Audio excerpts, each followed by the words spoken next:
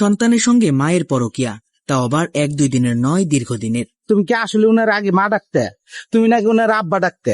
সম্পর্ক যখন গভীর হলো তখন সেই সন্তানের হাত ধরেই ঘর ছাড়লেন মা বন্যা আক্তার। তবে সন্তানটি তার নিজের নয়, পালিত সন্তান। ঘটনাটি শুনতে অবিশ্বাস্য মনে হলো এমনই অভিযোগ উঠেছে জামালপুরের সরিষাবাড়িতে।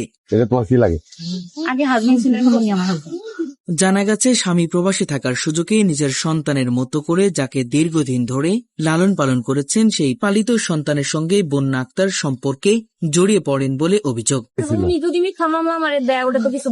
আমি সুন্দর করে আমার ছেলের কাগজপত্র বই সহ আমি ওনার সামনে সব পরিবারের দাবি, দীর্ঘদিন গোপনে চলছিল এই সম্পর্ক। এক পর্যায়ে সম্পর্ক আরো গভীর হলে পালিত সন্তানের হাত ধরে ঘর ছাড়েন এক সন্তানের জননী বন্যা আক্তার। আমি ধরছি যে তোর তো ভাই পোলা বানাইছ, তবে পরিবারের ভাষ্য অনুযায়ী ছেলেটি কখনো বন্যা আক্তারকে মা বলে ডাকেনি। সে তাকে আন্টি বলে এবং বন্যার স্বামীকে আঙ্কেল বলে ডাকতো। তুমি কি আসলে ওনার আগে মা ডাকতে? সত্য কথা বলবে। মা ডাকি নাই, আন্টি ডাকি। তুমি নাকি ওনার আব্বা ডাকতে? ঘটনার আরো চাঞ্চল্যকর দিক হলো, প্রবাস থেকে দেশে ফিরে স্ত্রী ও ওই যুবককে আপত্তিকর অবস্থায় দেখতে পান বন্যার স্বামী বলে অভিযোগ করা হচ্ছে। এরপরে বিষয়টি প্রকাশ্যে আসে। এদিকে বাড়ি থেকে বের হওয়ার সময় বন্যা আক্তার তার স্বামীর কষ্টার্জিত অর্থ, স্বর্ণালঙ্কার ও পাসপোর্ট সঙ্গে নিয়ে গেছেন বলেও অভিযোগ উঠেছে। তবে বন্যা আক্তার এই অভিযোগকে ভিত্তিহীন বলে দাবি করেছেন। ঘটনাস্থলে উপস্থিত বন্যার বড় ভাইও নিজের বোনের বিরুদ্ধে অর্থ হাতিয়ে নেওয়ার অভিযোগ তুলে কঠোর শাস্তির দাবি জানিয়েছেন বলে জানা গেছে।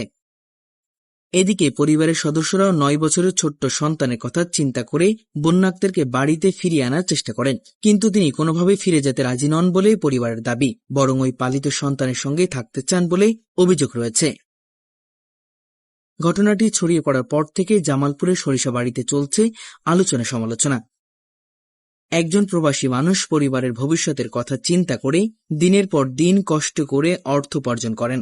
পরিবারের মুখে হাসি ফোটানোর জন্য নিজের আপনজনদের ছেড়ে বিদেশে মাটিতে পড়ে থাকেন। কিন্তু সেই ত্যাগের বিনিময়ে যদি দাম্পত্য জীবনে এমন অভিযোগ জন্ম নেয়, তাহলে তার প্রভাব শুধু একটি পরিবারের মধ্যেই সীমাবদ্ধ থাকে না, প্রশ্ন ওঠে পারিবারিক মূল্যবোধ ও সামাজিক দায়িত্ববোধ নিয়েও।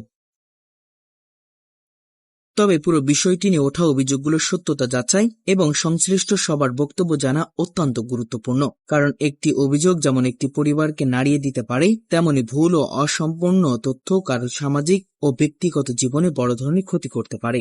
এখন প্রশ্ন একটাই, আসলে কি ঘটেছিল বন্যা আক্তার পরিবারে? কেনই বা দীর্ঘদিনের সংসার ছেড়ে পালিত সন্তানের হাত ধরে ঘর ছাড়ার অভিযোগ উঠল তার বিরুদ্ধে?